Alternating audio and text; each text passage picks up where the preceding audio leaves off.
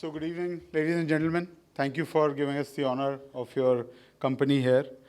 And in our typical co-working fashion, everything is about collaboration. So we collaborated with Savills and our extended office community that participated in this report that has given some very, very interesting insights. The reality of this whole Gen X, this whole generational workspace, right, is that we've had this for a while, right? It's not that this is a new phenomenon.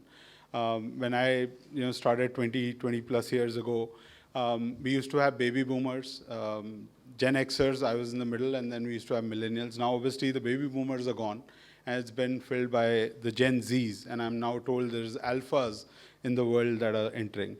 So it's been a very, very interesting transformation, and we were always at the cusp of the changes that were happening in this whole, the generational transformation, and how do you translate that into the workspace requirement, right? But what COVID did for us was a couple of different things. One, it fast-tracked everything that was sitting on the fence, right? So first, distributed hybrid became the norm. Then a very interesting phenomena happened, which a lot of people don't talk about in real estate, is that Gen Z started entering the workforce in a big way. And it's only in the COVID era that they actually entered the workforce, and they entered it knowing only remote or hybrid. They had no concept of a full-time coming to office 5 days a week. So a lot of discussions were happening, and we said, well, it'll be very interesting to pose this question on how are these generational preferences, right? Differences in their workplace preferences, and how do you convert them into actually workplace and real estate preferences for them? And I think that was the fundamental question that we started asking. And we didn't want to kind of bias the report. So we kind of did not tell the respondents that who we were tracking as millennials or Gen Z or Gen Xers. But clearly the focus for us was on millennials and Gen Z. Now we all know, many of us have kids probably who are part of the Gen Z generation. They have a very strong opinion about everything. So we said, why wouldn't we actually dig deep and go into a deep rigor to figure out what is exactly the preferences that they need, right? What is exactly the preferences that they would work for them? And that's why we engaged the office community and went to tier 1 and tier 2 cities to actually get a very diverse base. Now, when we were doing the report, and you'll see the report, it's fairly colorful. And the first time I saw the cover, I was shocked. I was like, this is too colorful, right? And I was told, you're too old. You're from the Gen X generation, so keep quiet. But I think the colorfulness has responded well with at least the Gen Z that we were focused on. So clearly, what did we kind of learn, right? And clearly this is a generation which has a lot of focus on social values. They have a value system which is probably a bit different than, Gen X's, even the millennials in some ways. They have a huge digital fluency, right? Which is they can work on multiple screens and obviously think out of the box. I think that's their model. And so we said, we are going to look at what is the values that they want, what are some of the elements that they want. And what came about clearly for us was that they want the workplace to reflect their personalities in many ways. So their values have to be there, they need that flexibility, and they need to bring their selves to the workplace. I think that was kind of some of the things that we understood. And I think the one biggest thing that we all were kind of a bit pleasantly surprised, was that everybody wants to come back to work, right? And the second underlying theme was that flexibility is at the core of it, right? So nobody wants to come 5 days, but they want to come, and it could be depending on, and obviously Arvind will reflect more deeply on it. The second piece which came about very interestingly was this whole idea of Gen Z wanting to come more than millennials and Gen X's. And the reality was, in our view, it is FOMO, right? It's the fear of missing out on office opportunities. And I think that's the other piece which was kind of interesting. Most reports, at least the most feedback we got was around trends. So we actually focused on providing a roadmap where you can use this template to decide what works from workplace preferences for your specific organization. I think that's been the key.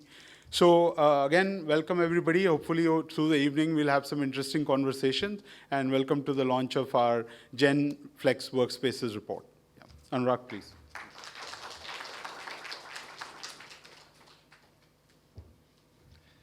Thanks, Amit. Good afternoon, ladies and gentlemen. Thank you very much for making it. It's a midweek, and the afternoon, 4 o'clock, is a fairly unique time. So those who have powered through, appreciate your joining us. Amit's already talked about a little bit about what we are doing here.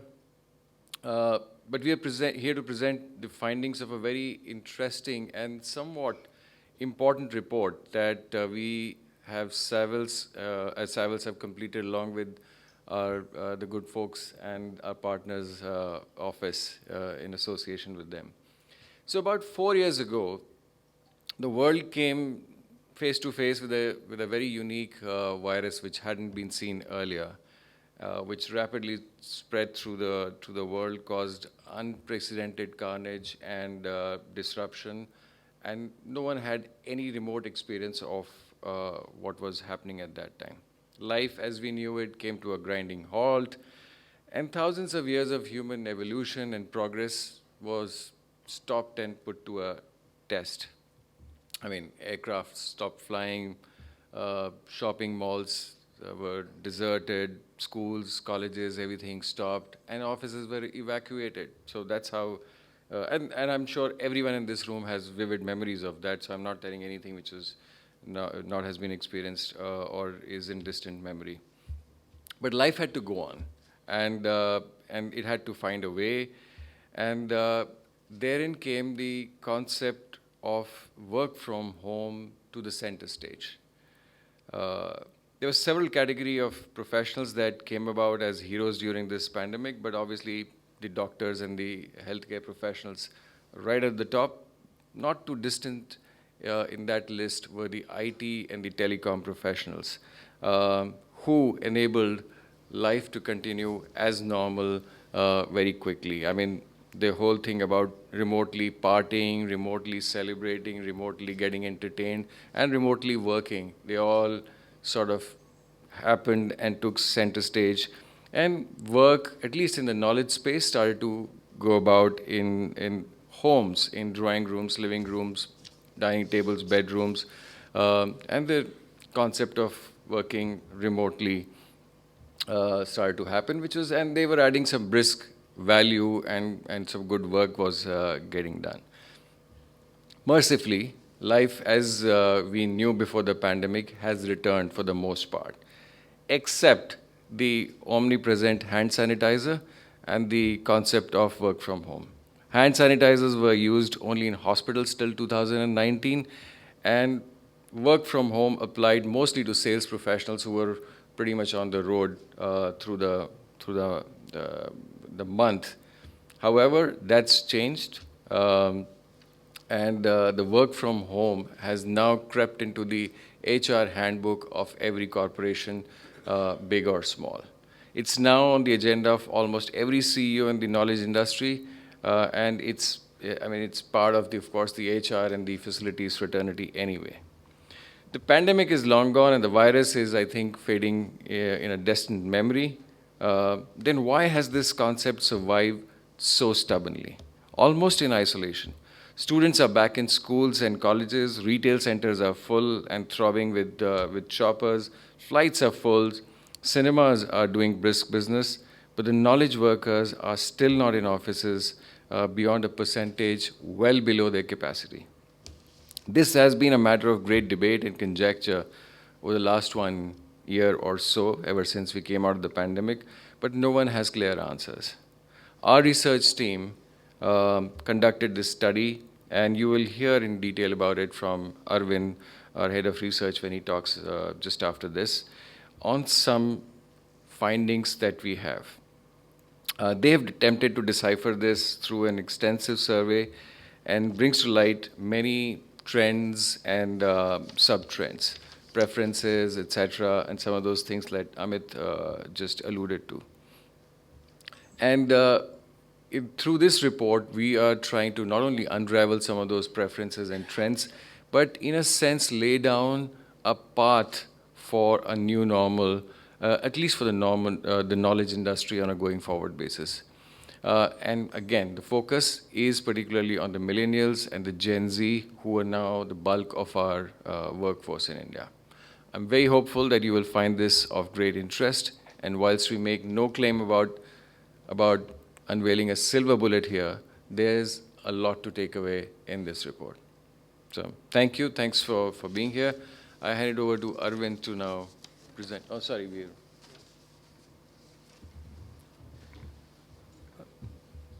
Thank you, Amit and Anurag. Request you to please join us on the stage as we unveil the report. Amit, yes. I'd also like to invite Mr. Sumit Lakhani, the Deputy CEO of Awfis, Ms. Sheetal Narayan Vanwari, the Head of Marketing for Awfis, Mr. Arvind Nandan, the MD, Research and Consulting for Savills India, Mr. Rajat Johar, MD, Savills Delhi NCR, to join us up here for the much-awaited unveiling of the Gen-Flex Workspaces Report.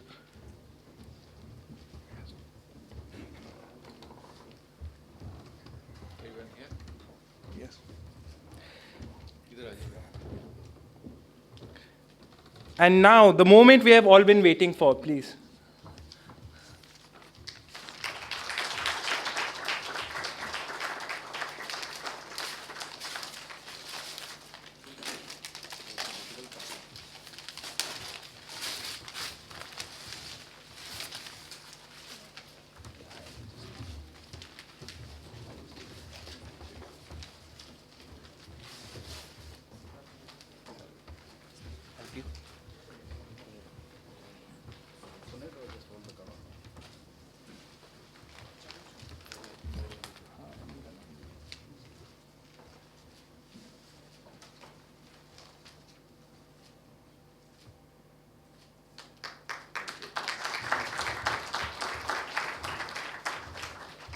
Thank you and congratulations to all of you. And there it is, folks. The Gen-Flex Workspaces Report is out and should be on all of your tables soon. It promises to be a most insightful read, so please do take a copy of it at your home with you. I'd now like to invite Mr. Arvind Nandan, the MD, Research and Consulting at Savills India, to deliver the keynote session. Arvind will discuss the key takeaways from the report along with valuable insights on how different generations view workspaces. Over to you, Arvind. Thank you, Pragun. And thank you, Amit and Anurag, of course, for giving a nice introduction to what we've done. Good afternoon and a very warm welcome. Look, we did this report with some kind of a background. I'll take you through the key findings like was said, but it's my usual tendency to go outside of the report and create a narrative, so there's a bit of context. So I'll try and do that. Please bear with me. Some of the things will not be in the report. So what we tried to do here was to look at the evolving phenomenon of office through the lens of generational shifts that are around us. Anurag said that, and Amit, of course, spoke about it. But before that, let's step back a little and see what was happening. It's the usual tendency of the analysts and experts to provide opinions, to make forecasts, to give some kind of an opinion. It sometimes goes into the realm of fortune telling rather than forecasting. And these are some of the voices that we heard in 2020. Throughout 2020, and maybe even in 2021, the office was practically dead. It was pronounced to be dead. It was pronounced to be gone, finished. And then, in less than a year from there, everybody is talking about, or has been talking about, why everybody needs to be in office all 5 days throughout the year. So this is the kind of paradigm shift that has taken place. And, this is very interesting because you will see this phenomenon getting repeated time and again. Whenever there is a crisis, the forecasts are all about the doomsday. And when the recovery takes place, the forecasts are all about, the brilliant times. So this is something which we have seen once again here. And that's what I thought will create the proper background for this report. And the reality is neither that nor this. The reality is somewhere in between, and that's where, the term hybrid has become such a big operational word today. Most companies now realize, most workplaces now realize that the reality is about easing out your work rules. The reality is about making things flexible, mixing, blending casual and formal, mixing formal and informal. And that's what the whole thing is about in this report. And then on top of that, we overlay the generational changes and how they are determining the workplace for now and for future as well. So the report that we have is basically about a few things which are very interesting. The first thing is a set of paradigm asymmetries that we have in this report, and I'll talk about it. There are asymmetries in the way the companies look at things, the way people look at things. There are asymmetries in the way that different generations look at things. There are asymmetries in the way that tier 1 people look at things vis-a-vis tier 2 people look at things. So all of that, is a very interesting set of findings. The next thing that's very important and interesting is that there is a kind of reverse behavior in terms of willingness to get to office. So people in a certain set of cities look at office in a different way than people in another set of cities. So that's, again, something interesting. And then we will talk about how the new workspace is expected to be, what are the features, what are the expectations. So how did we do all this? Over the last 3 months, of course, with a very valuable help from the Awfis team. Well, by the way, when I say Awfis team, I mean the AWFIS Awfis. And when I just say Office, it is Office, as we understand it. So the Awfis team enabled a very vast survey, 550 plus respondents across 16 different cities in India. And that was something which we probably couldn't have achieved without their help. So thanks a lot to you all. And then we decided to look at the whole sample in a way that was easily understood. So there is something called boomers, there is something called Gen X. We clubbed them together. We said Gen X plus includes everybody who was born, 1980 and before. There is a millennial set, which is also called Gen Y at times. We divided them in 2 parts. The early millennials are those who were born from 81 to 88, and the remaining are called the late millennials. And then there is, of course, Gen Z. We have them at our homes mostly. And these Gen Z and millennials together, particularly the late millennials, are casting an impact that's profound, an impact that's something which we need to pay a lot of attention to, probably something which we've not clearly understood so far. They are different from us in more ways than one. They give names. They have created many names for themselves and for others. So there is something called Zennials that they have brought up, and it's an overlap of Gen X and early millennials. They call themselves Zoomers, Zers, Zers, and a lot many other things. So these are the categories which we are looking at. And then there is, of course, something which is who is still in school. So we may not be concerned with them, or maybe we will be. We'll see later.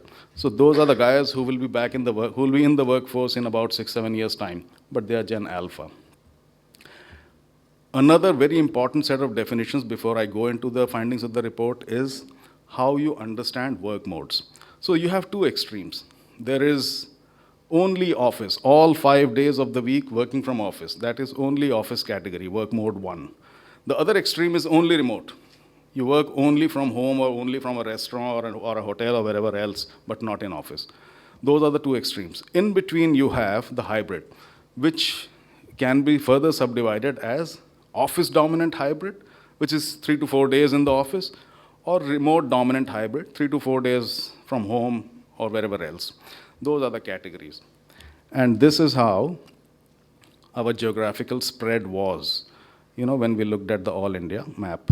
Again, thanks to the footprint that the Awfis team has from where we got all this. Having said that, I want to take you into what exactly we found in this whole story. There are a lot of things. We've tried to club them for easy understanding in 3 main parts. So revelation number 1 is the paradigm asymmetries, and I'm going to show you 4 or 5 different pieces within this. Of course, the report will tell you many more things, but these are the key things. And this perhaps is the most important of everything that we have found so far. Look at it a little carefully. You know, on the extreme left, you see there is 66% on top, 50% on bottom. The top half of this chart shows how the companies want people to be, how many days they want them to work in office or wherever else. The bottom part, the bottom row, shows how people actually want to work. So 66% is representing the number which companies want people to be in office. So people are wanted to be in office on all 5 days by companies, which is 66%, whereas the people themselves, the employees, don't want more than 50% of that. So there is a big disconnect there. On the extreme right is 5 and 6%, so there is a general understanding that neither the companies nor the people themselves believe that they want to be fully inside of their homes. They are pretty much agreeing to be in office or be somewhere in the hybrid. Now let me show you the incongruences or asymmetries. If you looked at the middle 2 parts, 23% office dominant hybrid and 6%, which is mandated by the companies, 29%. The companies say 29% is okay for us to allow hybrid working, whereas the people desire about 44% of that. So 44% of the people think they want hybrid working, 50% of the people think they want fully office. So the asymmetries are very clear. 66% companies want people to be in office all the time. Only 50% of the people actually want to do that. Hybridization, again, the companies want not more than 30%, actually less than 30% hybridizing, whereas people are willing to have about 44% of hybridizing. So these are the different approaches that are clearly seen. And mind you, this survey predominantly included millennials and Gen Zs. About 65% of the respondents happen to be millennials. So there is a very strong opinion coming in from the millennials in this survey. Another 16-17% was Gen Z also. So if you put them together, it shows a very clear pattern of how people think. The next thing is, if you further divided this and cut this by age groups, I hope the graphs are clear. You will see that the dark blue bars represent only office choices made by the people. This is purely the people choices. And this is where, the difference between how the older generations think vis-a-vis the newer generations. The Gen X plus, which is the bar on the extreme right, the dark blue bar, is only about 36%. All others are agreeable to be in office 50% or more. So that is one key difference. The red bar represents office dominant hybrid working, and that is where the Gen X plus have the highest choice. So the Gen X plus is actually willing to be doing more of office dominant hybrid working than the rest. The younger generations are actually willing more to be in office. And this is pretty counterintuitive, which Amit alluded to earlier. We usually thought that the younger generations are more keen on working from home or working from somewhere else, but actually that's not turned out to be the case. That's the next subpart of the generational asymmetry. And why are people not willing to be in office? Why is the willingness so low? When the companies, 66% companies want them to be in office, only 50% want to be going. There are some key reasons. The biggest reason is that the long commute to work in most cities has become a big impediment. Also high cost of living and a few other things which you see here. But the interesting thing is, these choices or these challenges are viewed differently by different people.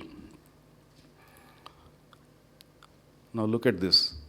The long commute to work challenge is mostly the reason given by the Gen X plus and the millennials. The Gen Zs are actually more concerned about the high cost of living. A lot of them are working from remote locations, and they think, going to office or being in an office location is going to impact their cost of living. This is again pretty much, as expected. The younger generations with limited earning or limited incomes do have a concern about the cost of living, whereas the senior generations have a bigger challenge, or they view long commute times as the bigger challenges. Overall, there is a kind of reluctance in terms of going to office as against how much is asked of them. Now, if you look at the asymmetry from a different perspective, sectoral, US, UK style, or the Indian style sectorally, different sectors show different patterns or different trends. What you see here is the corporate preference vis-a-vis people preference for only office and all other modes. 57% in IT is the corporate preference, whereas people preference is only 41%. But if I show you the other sectors, they're like this. Now look at the blue bars for other sectors. You have e-commerce, you have research consulting, and you have all other sectors. In all other sectors except for IT, the blue bars are much bigger, which clearly tells us that return to work or return to office on a full-time basis is a much bigger challenge in the technology sector. Anurag was speaking about it a little while ago. But their choice for hybrid, office-dominant hybrid, is the biggest of all. 29% on the corporate side, 32% on the people side. So overall, they are keen to do office job, or they are keen to work in office, but they want greater liberty in choosing their number of days as against being in office full time. And that's something which is very noticeable when we saw this survey closely. The next very interesting aspect that we saw was the geographical split of how work modes vary across these 6 different cities, the big cities of India. The top half shows the corporate mandates. The bottom half shows the people preference of how the distribution is. So, they almost mirror each other. If you drew a line through the center, horizontal line, they're nearly mirror images. So that is, to that extent, there is some kind of congruence. But the interesting differences are in these 3 cities. Look at the blue bars, only the blue bars, which is only office decision, corporate vis-a-vis people choices. In Mumbai, the corporate choice is 44%, people choice is just 22%. In Delhi NCR, to the extent of 79% is the only office choice of corporates, whereas the people preference is only 50%. And similarly in Bangalore, the difference is again very big. So the problem with these cities is that whereas the companies want them to be in office at a far greater rate, the people are much less willing.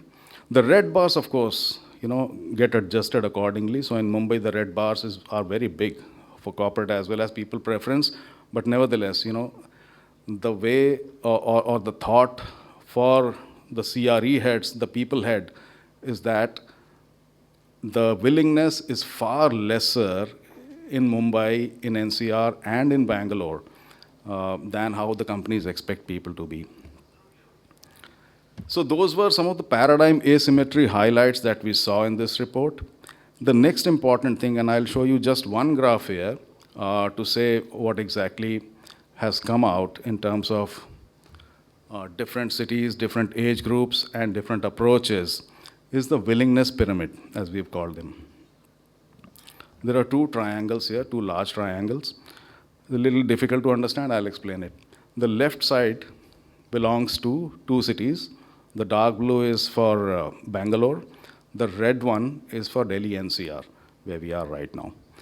And the other 4 cities are on the right side. From bottom to top, you're looking at Gen Z, late millennials, and early millennials. And of course, there is Gen X's on top, which we have ignored because they're a small size in this whole thing. Look at how the approach is completely different in Delhi and Bangalore vis-a-vis the other cities. The Gen Zs are far more keen to get into offices in Delhi and Bangalore, and then it progressively declines as you go up. Whereas in Hyderabad, Kolkata, Mumbai, and Pune, it's exactly the opposite. Why is that happening? I mean, there is definitely a need to debate this. Perhaps Sumit will take it up when he discusses it. But there are a couple of hints. There are a couple of things that we can think of. These are the two. The left side is the biggest ecosystem of startups in India. And of course, there are a few other reasons maybe. But it's very evident, and this goes for different age groups across these, these generations in these cities. So this willingness pyramid is something which is very unique. I don't think anybody has seen this ever in any of the reports on Awfis. And this is something which was, a big highlight for us. And the next thing is, how are the workplace experiences preferred, or how are they desired, in offices? The biggest thing is, those who want to be in office, their big reason is to meet people, to be with people. We tested people's desire on 7 different aspects. The 3 on the left side are the biggest reasons why people want to come to office. Those are people factors. They want to collaborate with teams, they want social interaction, they want in-person meeting with clients, and then, a few other things. There are some space-centric reasons also, the physical space, and then there are a few other behavioral reasons like work-life balance and a few other things. But it's important to know that the people who want to be in office want to be there because they want to be with other people for interaction. So people-centric, human-centric reasons are the biggest reasons why people want to get back into offices. And when you look at it across different generations, you find some very interesting patterns. The older generation, they are actually looking for a better work infrastructure when to come to office. They want access to quiet spaces, meeting spaces. They want improved work-life balance, whereas the younger generations, the millennials and the Gen Zs, are there more for the sake of meeting people, interacting with people, and holding team meetings, etc. So that, again, is a kind of very distinct feature that you get to see when you look at work-life experiences through the generational lens. So, if you put all this together, what exactly would be the ideal workspace? A couple of very small hints here. There are some 6 or 7 key features which people want inside their offices. The 3 big reasons, or the 3 big features that they want are a variety in their work environment. When we say variety, we mean, focused meeting rooms, collab areas, and stuff like that. They want wellness to be a key feature. And the third thing that they want is inclusive spaces. These are the 3 biggest features that they want in their offices, apart from a few other good-to-have kind of things which are here. The other thing is the people look forward to sustainability quotient inside their offices, and this is something which is by now very clearly known, but we were happy to know that this was very clearly highlighted. Particularly air, water, light were considered to be the 3 biggest features, sustainability features that they wanted in their offices. So these are the key things that people want when they get to offices, or things which will draw them to their offices. And if you sum all of this up, you could call some of them as we spaces, some of them as me spaces, and then a few other things like health and wellness features, amenity-rich neighborhood, flexibility, and tech enablement. But mainly, we spaces, me spaces, organized in a symbiotic manner is what the people really look forward to. And that practically, brings everything to an end in this report. This is what we figured. It's very clear that the Gen Z, the Zoomers, the Zers are now here. They are going to take over this workspace in a very short time. They'll push the millennials over. Millennials are now in the workforce full time. they'll probably get pushed over or they'll make space for the Zoomers. And that's how it is appearing to be. But there is a kind of catch here. I had nearly closed my presentation at this stage when I saw this news headline last evening. There is Gen Alpha, which we mentioned earlier, which is now starting to push the Gen Zs, the Zoomers. And this is something which has gone unnoticed so far. Some of these Gen Alphas are already 12, 13 years old. They're getting into teens. And they are beginning to assert themselves. So you can look at this link on Business Insider website. It's a very interesting news story. And these guys are about there. It's only a matter of time. The wheel of time is turning. In another 5-7 years' time, these guys will start to dictate terms and the office will again get remodeled. So this is what it is. Some of these things are in the report. Some of these things are not in the report. But I hope you'll be able to go through it and enjoy it fully. Thank you so much for your time today. Thank you.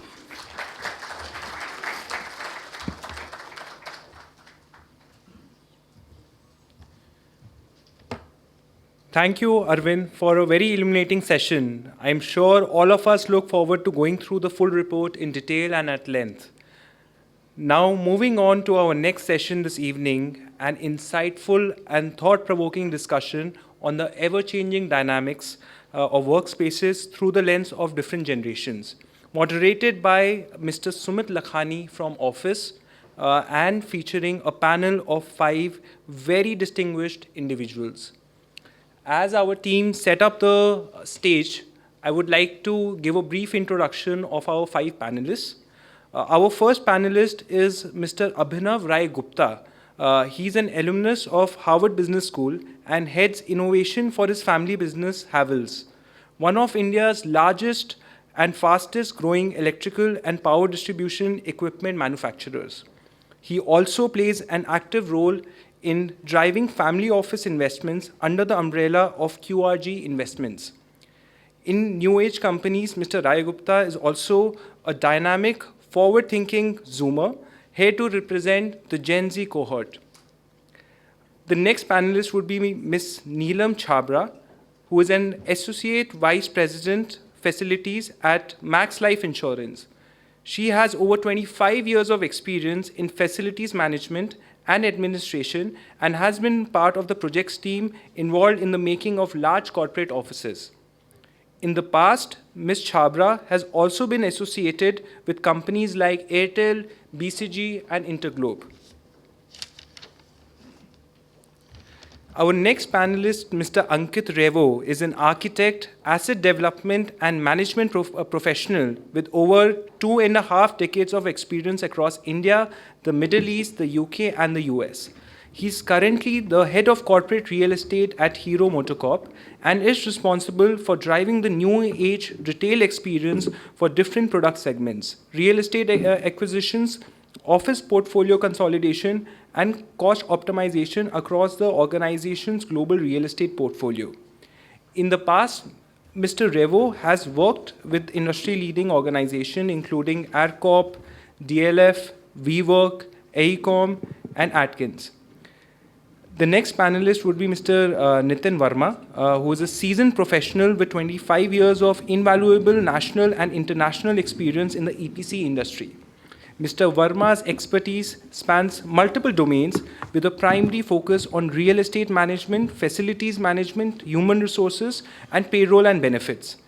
In his career, he has been an integral part of companies like Jacobs Engineering, Lemire, Foster Wheeler, Jubilant, and Sapiem Triune.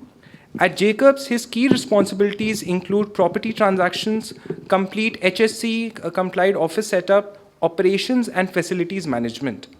Our fifth and the final panelist would be Mr. Gaurav Munjal.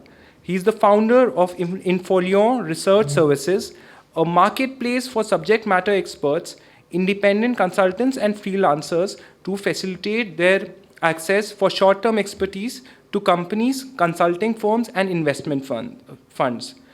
The company operates at the bleeding edge of the gig economy in the premium segment and enjoys a wide range of engagements. In his career, Mr. Munjal has also been at companies like InfoEdge, Schlumberger, and Rezo Technologies. Sirs and ma'am, thank you for joining us in the panel. Sumit, please take it away. Thank you. Hi, good evening, everyone. It's an absolute pleasure and privilege to welcome today's expert panel and to deep dive into some fascinating findings of our collaborative report and gain their unique perspective. If you have ever wondered why millennials and Gen Z seem to have a love affair with avocado toast and TikTok, then you are in the right room. We are going to discuss about it.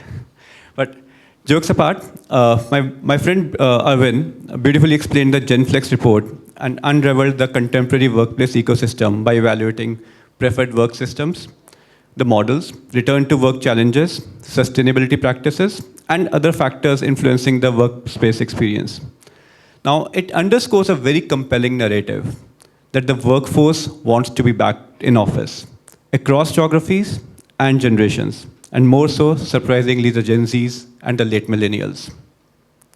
Through our discussion today, we shall attempt to reconfigure our perceptions surrounding the various facets of work by viewing them through the lenses of age, industries, and locations. We'll also take this opportunity to get our expert panel to delve into the possibilities that lie ahead for businesses with the ever-changing expectations of the new age workforce. So let me start. Gaurav, can I start with you? Yes, please. Perfect. So Gaurav, what innovative workspace design elements have you incorporated to support the health and well-being of your employees and adapt to generational preferences?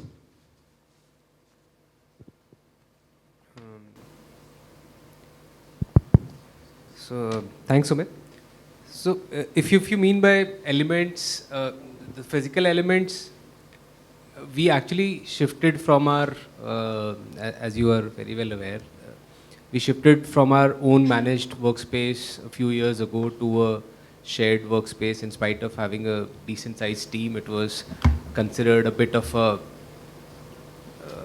it was considered a little uncommon to say the least. So the things which we missed in the previous workspace, which we realized are much more easier to implement in this, are definitely the collab areas, the common areas.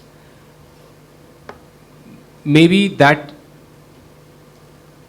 the size of the company, maybe or maybe the size of the team which is operating through that office, at maybe around 50, 60, 100, it kind of flips, right? So even if you are operating as a small team of a large company, no matter how well you try to manage the collab spaces, the amenities, and especially the social amenities, you just cannot do that at those numbers.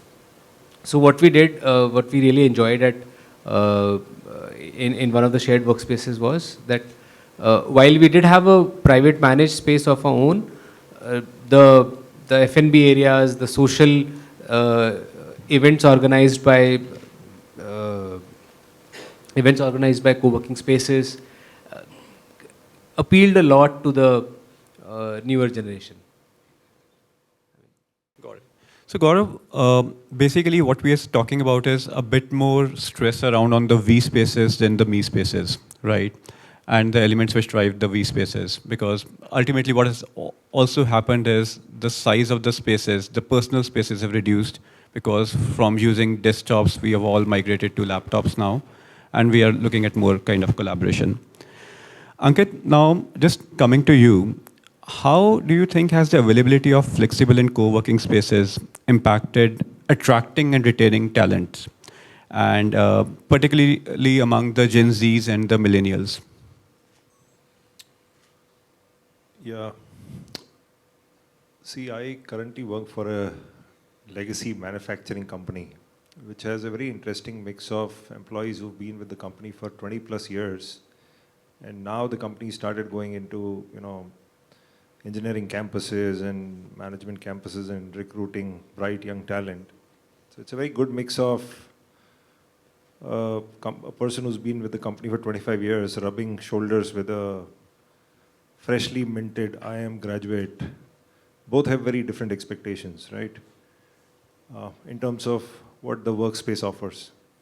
At the same time, there are certain new business units, let's say, for example, electric mobility, which is only about 2, 3, 4 years old in India. So the talent that you get in that segment is to be recruited from not just auto companies, but across the board, who may be coming from an FMCG company or maybe coming from another Fortune 500 corporation, etc., and have a very different expectation from Office compared to others. So it creates a very nice mix of people, and when you put them in one office, they all come with a different lens of how they view that space, what they expect out of it, which makes it even more challenging. Yeah. Now the question you asked is how do these new age co-working managed operators impact this? See, there are every business unit is in a different cycle, at a different stage. There are consolidation possibilities. And the flexibility that these operators bring in terms of meeting your immediate business needs, but also setting you up for what you want to do in future. I think flexibility for me is the key word, number one. Number two, the spread is now so diverse and there are so many options available that you can cater to, different demographics, people in different parts of the city, keeping their commute times also in mind, keeping the budgets in mind, etc. So it's very, very flexible, and that's what the new age worker is looking for, frankly. People are looking for flexibility more than anything else. Perfect. Thank you, Ankit, on that. Then coming to you, how do you measure the success of your workspace strategy and its impact on employee satisfaction, productivity, and let's say business outcomes?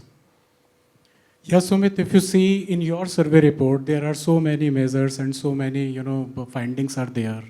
So if you see the success, measuring the success, there are many ways to find out that. First is employee satisfaction survey. We should carry out this. It should be yearly, bi-yearly, or formal meetings can be done. Then we can have, some facility survey apart from HR. We can have some facility survey also like ergonomics, sustainability. Then we can have some, fitment surveys also, so that employees can feel better in the office. We can have some town halls, informal meetings to get the feedbacks. So in nutshell, we can say until unless employee will not be satisfied, it cannot be aligned with business goals as well as the work requirement. It is very necessary, and we have to take up all these steps in this. Thank you. Perfect. Neelam, just warming up the conversation now, very specific to the generational aspect. So can you shed some light on the impact of generational preferences on office locations, the layouts, the amenities within the overall CRE market? Sure. Thank you, Sumit. So while I have worked with large corporates and all of them have been near the Cyber City and Udyog Vihar area, definitely the real estate portfolio in terms of square feet has gone low in terms of the needs. While we were designing our Max Life head office, we went to the departments, asked them that what would be the ratio of work from office to work from home scenario. It became as work from office 60% and work from home 40%. Now that we have worked for about 2 years after the COVID, and thankfully we were designing the office before COVID, so that was the ratio. Now, 3-4 months back, we have reached out to the department heads and asked them, is the ratio working fine? Because we were seeing the issues and the rush at the parking of and the V spaces and the cafeteria all rushed, and the inputs were shared that now the increase of work from office has increased by 20%. So we are now looking for spaces outside, that 60 has become 80 and 40 has become 20. And they also say, and the employees, when they were reached out for a survey by HR, they also mentioned that they had FOMO. They were missing out being in office. You know, while they were working from home, the department heads in their mind were thinking they are not working as productive as it should have been at the office. So, you know, if there are 10-member team, 7 are in office and 3 are not. So those 3 are thinking that we are not, you know, entitled for a next level or not taken as a, you know, working well or in a productive manner by them, by the boss. So those are some thoughts, and you know, the V spaces have enough of rush. The collab areas, the meeting points which were made just for, you can say about 200 in a 1400 seater have now increased. They want the luxury of being, you know, sitting on a bean bag and a comfy lounge, etc.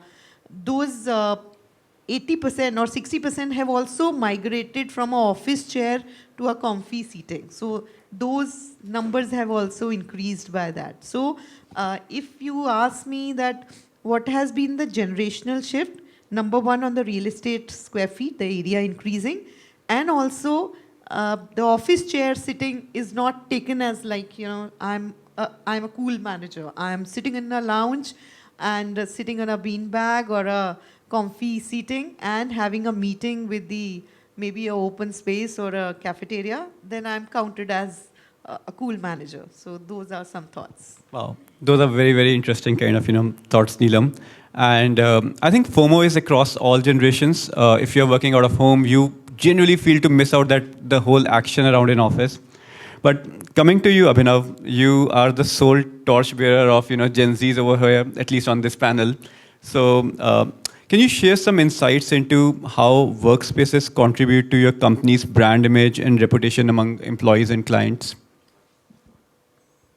Yeah, of course, I think it makes a pretty huge impact, right? Havells is a B2C company, and that's why it's in multiple different categories of products, firstly, and then functions as well, right? So we do manufacturing in-house, distribution in-house, and also marketing, right? So for us, it's very important to reach out to good talent, hire them, and retain them. I think tangibles and intangibles both make a huge effect. The tangibles would be their salary, the roles they are getting, the location, but also the intangibles of where they're working, what the environment feels like. So, in the past few years that I've been at Havells, or ever since I've grown up, I've seen 3 offices change, and almost on an exponential level, right? So I think the intention of bringing scale to people's mind was very much intentional with a warmth, which I would say is actually the tougher thing to do. So again, when there's scale, there's a lot of assurity that comes with it. There's also some amount of long-term belongingness to the company that comes in, right? Other ways that we use our workplace to drive certain mandates that we have in the company are, for example, firstly, it's an open office, but the few seniors that do have cabins, they're glass and they're mostly open, right? So the senior team doesn't have as many pre-organized meetings, right? It's mostly an open door philosophy where people come in, whatever problems they have, they can communicate that. Another place where we've used it to push our mandate is, for example, we were working in R&D for a long period of time, but most of our R&D was done on a day-to-day basis, right? So to attract better talent, we opened an office in Bangalore, right? So the 2 purposes was, firstly, to attract better talent, but the second one was also to physically separate that space from our day-to-day working, right? And I think that worked great for us because that is the center which is now providing us Horizon 3 ideas, right?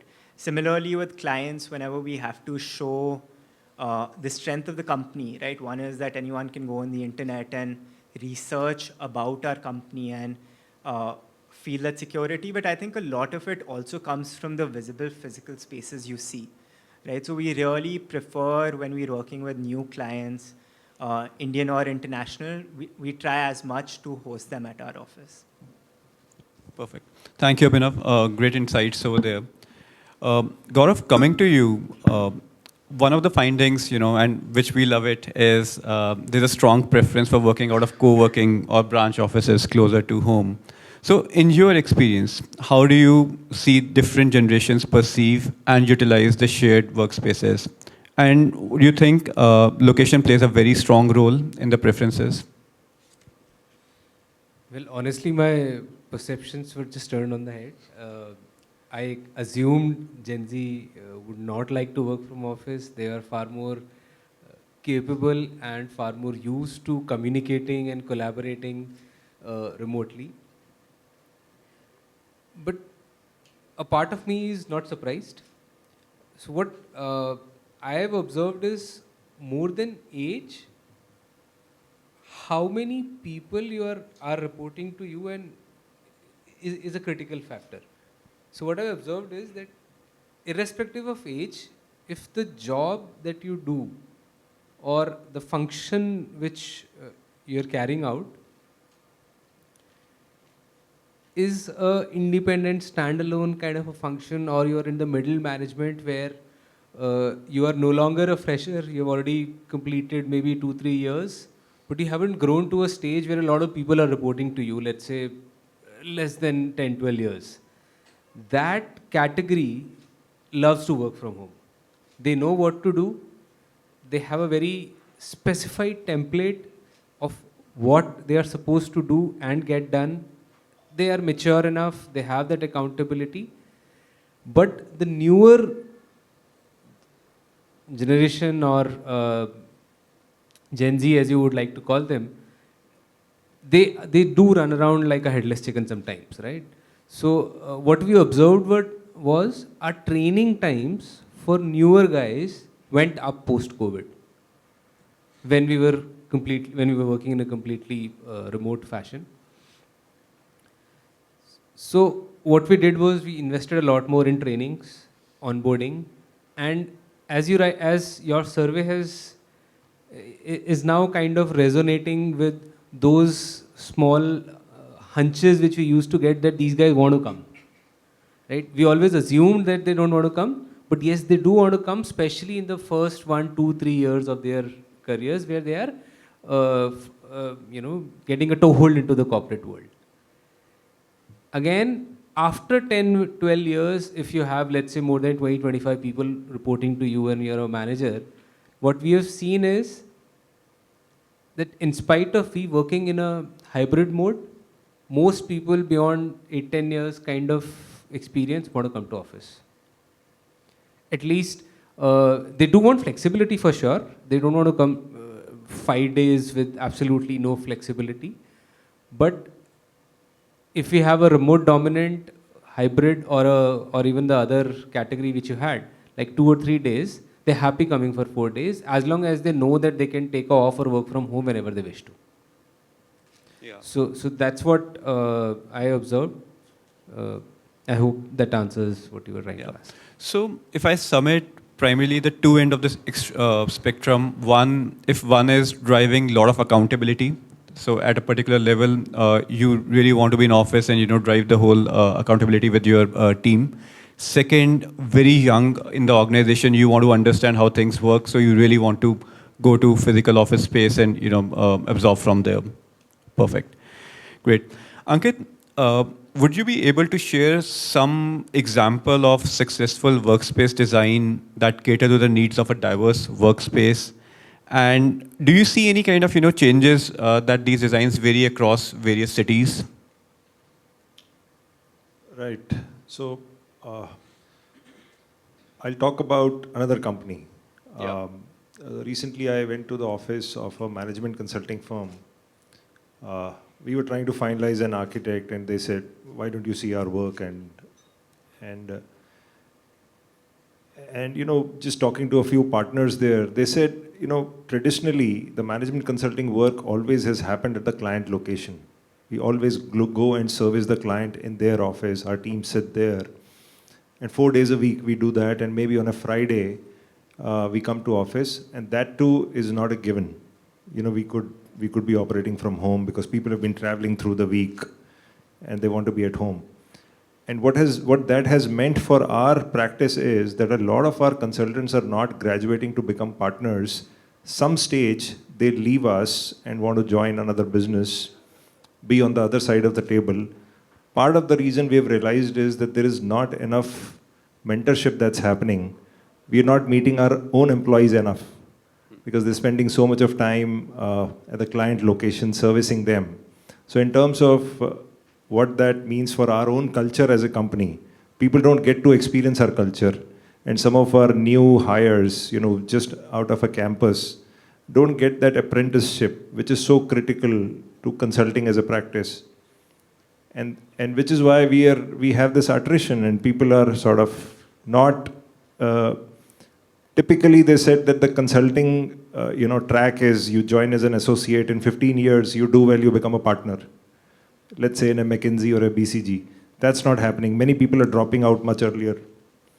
And the office experience is just not there. So we said, can we reinvent our office? Can we reimagine our office in a way where we start bringing clients into our offices and we co-create with them, we co-work with them. Also, now it's moving away from just being a business advisor to actually serving them further in the value chain, you know. It's not good enough to just advise them on strategy, how you're going to execute it, can you give tech support, can you give back-end support, etc., etc. So, you know, so when the nature of business is changing, the office has to respond to that, right? And when I saw that office, it was a client-facing office, you know, where there were large areas, collab areas, where you could sit with clients, work with them. And that's a great example of how an office design can respond to your evolving business needs, to your evolving business strategy, to your evolving organization structure per se. So yeah, that was a great example that comes to my mind. And I think that one size fit all era is really, really gone. You know, you can't design an office and try and force fit people into it. Yeah. Wow. So that's a very, very interesting example. And I think very interesting takeaway for me personally is when people are working remotely, probably they are not that attached to the firm because the bond between the employee and the firm doesn't exist, and probably it leads to a lot of attrition. Maybe in the next couple of years, we'll end up seeing around more talks about it. Nitin, it is evident that there's a strong congruence between organizational policies and individual preferences when it comes to work from office mandates, suggesting a certain level of remote work fatigue. What are some of the workspace strategies you have adopted to strike the right balance between flexibility and the preferences of different age groups?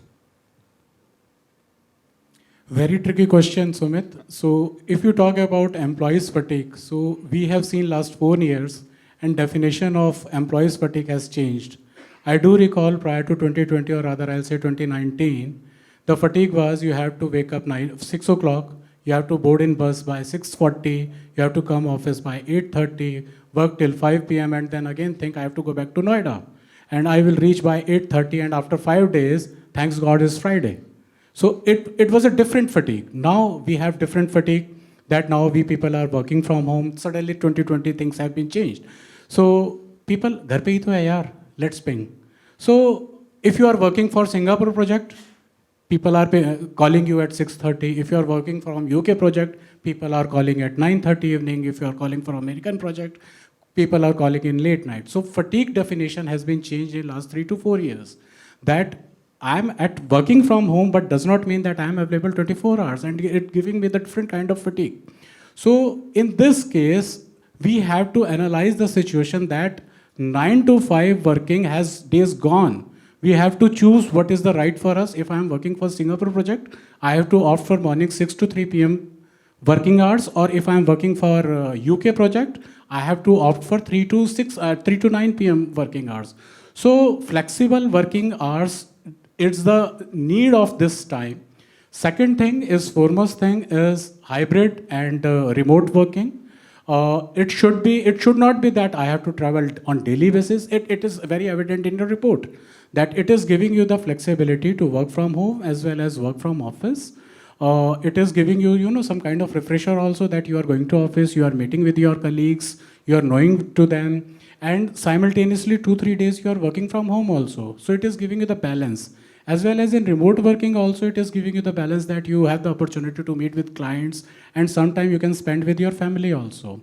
Last but not least, the senior people have to, guide the young generation by training and development, the ways and means, the deliveries and, commitment. Although the people are opting for hybrid as well as remote working, but how deliverables can be done in a perfect manner, accurate manner, training and development is an essence for the organization. So these are my submissions on this. Great points, Nitin. I think one of the takeaway is that the work-life balance is going for a toss with respect to the hybrid work culture, and we all need to understand how to make it better. Neelam, this is an apt question for you, completely apt considering the kind of experience you hold. How do you, and I can only ask you because you have to predict now. So how do you foresee the future of commercial real estate in light of changing workspace dynamics, generational expectations, and factors like technology and sustainability? Thank you, Sumit. So prediction is something, I would take it from both the lenses of real estate and also from facilities management. For facilities, if I take that view of, managing an office wherein 60%, 80% of the workforce is coming, my sustainability points are more because I'm, the AC, the temperature, the lights, everything is working on a, better mode and lesser cost and all those things. And if I take it from real estate perspective, yeah, though the areas, reduced areas. So finance was when, when they were working on the COVID and seeing the balance sheet and working on the, like we see the menu card and there's a right side of the menu which talks about costs. They were reviewing that how much can we save if we reduce the number of offices or the size of the office or, relook at what is actually required. So they were working on that. IT was working on replacing from desktop to laptop. They were working on a larger costs and more costs, and employees were looking at the comfort of offices versus being at home. The chairs were not working fine, so the offices decided to send the chairs or reimburse them for the office chairs because the comfort was definitely not matching. We didn't have office at home, so we made a workstation for ourselves. If I talk of being a female, a women leader in the thing, multi-dimensional points came into my mind wherein I was cooking, I was working, I was on the call, and multi-dimensional aspects of our work-life balance came into feature. So the prediction at the current stage, and we never knew COVID would come in, and we didn't learn what was COVID, how it did impact our work or office or real estate or facilities. We learned now and we experienced, and now we are evolving. I think this is the stage. The prediction is definitely can't be imagined at this stage, but it is definitely, in our mind, we have made up our story of, and the percentages which are shown by Amit and Anurag are definitely alarming, that we now need to work on a different side of the story, not as what it was in COVID. It is now in between. We can't say the number of hours as working, which Ankit just mentioned, basis the project you are doing, but number of days what we are working for. So it's a hybrid. Definitely prediction is hybrid, because when IT team hires an IT software professional, he says that my person is actually based out of Hyderabad or maybe south of India, and I can hire him and he can work flawlessly from being at home. Let me hire, he's a great talent. He cannot come to Gurgaon, and we should hire him. So those are some finer aspects of the right talent, right people. So my prediction is hybrid, and 3 office days and 2 work from home is my prediction. So let's see how it works. Thank you, Neelam. That's a very strong vote for hybrid 3+2. And thank you for all the flashback for COVID. Abhinav, coming to you, now in the report, 60% of the respondents said are mandated to work exclusively out of office. 50% of them actually prefer it. So prominently among them, the Gen Z and early millennial respondents. So however, the top challenges cited include commute time and work-life balance. How can organizations tailor their return to office strategies to address the specific concerns of different age groups? Yeah, so firstly, I feel like it's different from company to company, right? Like, I don't think there'll be a one size fits all for all companies. So when COVID hit and post that, when we had the option of coming back to the office, we actually analyzed our company, what our culture stands for, right? And what we realized is that majority of our sales today comes from categories that we weren't present in 20 years ago, right? So a lot of it is about collaboration and innovation and people coming up with new ideas. And I think that is fostered when people are physically present together and they have the freedom to try new things or talk about new things, right? So we were, I think, more or less clear that we would want to be more in person long term than we would want to be remote or we would want to be hybrid. So when we made this decision, what we initially did was we did a roster system. So some people would come on certain days and some people would come on, probably the next week. And I think that worked well for us, right? We also realized that people actually like coming to the office, at least, the environment we had. And over a period of time, we set a general rule that, you have to be in the office majority of the times, but you can work from home if need be, right, in special circumstances. So that was the idea. But what we also realized is that people have different requirements. So we try to provide some flexibility in terms of the hours, right? Like, so obviously maybe in our factoring facility that is not possible, but in our office, people aren't supposed to reach at 8:30, right, which is our set time. They could come an hour later, maybe leave an hour later, whatever they prefer, whatever they want to prioritize, right? So that is overall what we did as Havells. I think I'm a Gen Z, right, and I'm borderline early millennial as well, born in 97. So from what I've realized after talking to a lot of my friends, the biggest reason for changing a company is that they feel that their learning curve is not steep enough, right? I think that actually is probably the number one reason for maybe having a faster rate of changing companies. And at least I recently graduated, I finished my MBA. I think majority of the people, not even majority, like 99% of the people were looking for their preference locations, but they wanted to work in person, right? And that's where they actually get a lot of mentorship. And I mean, like, school and college is probably a very social part of your life, right? So you're meeting new people. When you're a Gen Z today or an early millennial, you may or may not be married.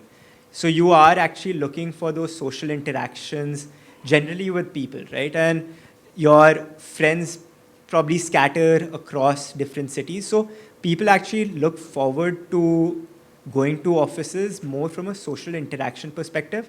I imagine as you grow older, right, I think that reduces. So maybe Gen Zs in 10 years from now would also prefer hybrid when they have kids at home and they have a lot more responsibilities. But at least from what I've seen around, people actually look forward to those social interactions. So, Abhinav, completely resonate around on it. By the way, I also think I have a Gen Z in my head around. I completely resonate with your views around over here. And I think innovation is more fostered through collaboration. You made a very, very interesting point. Love that one. So just wrapping up with a kind of a rapid fire question from with everyone. Ankit, I'll start with you. I mean, we all have gone through the report. Anything which you find within the report very surprising or very interesting, would love to understand, from you. I was very surprised when I read that more than 60% of the respondents in Bangalore want to come to office. With the traffic. So that statistic I was going to check with Arvind. Is that real or not? Nitin?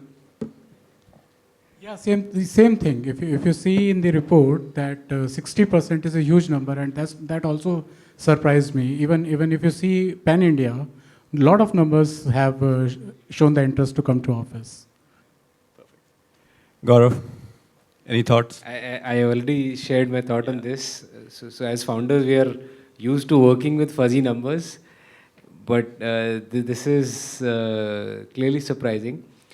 Based on our interactions, maybe for the early training days, yes, we have seen that intent to come to office. Hybrid absolutely works best. I think everyone agrees on it. 5 days working, commuting day in, every day from Monday to Friday, most probably out. I see no in fact, I have seen people preferring companies who are okay with hybrid, and I have actually interviewed quite a few people who said they are leaving a few, or they are quitting their previous company because it is completely remote. That was again a little surprising, but that was one of the hunches we buried under the carpet. Like this doesn't really make sense. But now probably things have started adding up. We've seen those voices becoming stronger. Wow, got it. Abhinav? Yeah, so I think what I found probably the most surprising was the split of from industry-wise, right? Who wanted to be in person and not, right? I mean, like e-commerce was pretty high for in-person, whereas consulting wasn't. I really don't know the reasoning behind that, because I would imagine consulting essentially attracts people more who like interactions, right? Who would want to go on the client site and be on the field more. So I found that a little surprising. Would love to know more about that. Yeah. Even in e-commerce, almost about 18% of respondents wanted to work from home, complete remote, right? So that was also very interesting on the willingness chart. Neelam? I expected ulta, Gen X versus Gen Z, willingness to come home. But it's surprising. So you thought Gen X would want to work from office rather than home? That's right. Yeah, so that was very interesting. And I think it was a logical aspect as well. The work-life balance probably was the thing. Yeah, Nitin. I would like to add one more thing. Now this is employees market, not employer market. So employees are deciding in what culture, in what way, in what condition, in what office they would like to work. And if they are not finding it, the people are not hesitating to change. So this is the new change in the industry. And I must tell you that while we are interviewing some people, they are now, coming with the standards of what the employer should be doing and the office should look like, or they're kind of working. Earlier it was when we were being interviewed, we thought, "Hamen naukri chahiye, so we should agree to what the employer is offering." Now it's different. They want that empowerment to deal what they want. Yeah, so that's a great aspect. Great, thank you for all the responses. But very happy to hear some questions from the audience and for the panel. So it was surprising for us also, when you look at 60% in isolation in Bangalore, but you got to juxtapose that with 77% that the corporates are asking them to do. So it is 77 vis-a-vis 60. And that's where, part of the answer is. The second part of the answer is most respondents in Bangalore are in the younger age group, most of them. So that's another reason. Great. So what clearly stands out from the discussion this evening and other discussions we had is that the journey towards Gen-Flex Workspaces has just begun. From embracing remote work as a necessity to fostering an environment where each generation can thrive, we're witnessing a paradigm shift that will shape the future of work for years to come. We hope this report and our panel's thought-provoking inputs help propel us towards future workspaces that are both inclusive as well as dynamic. Thank you, everyone.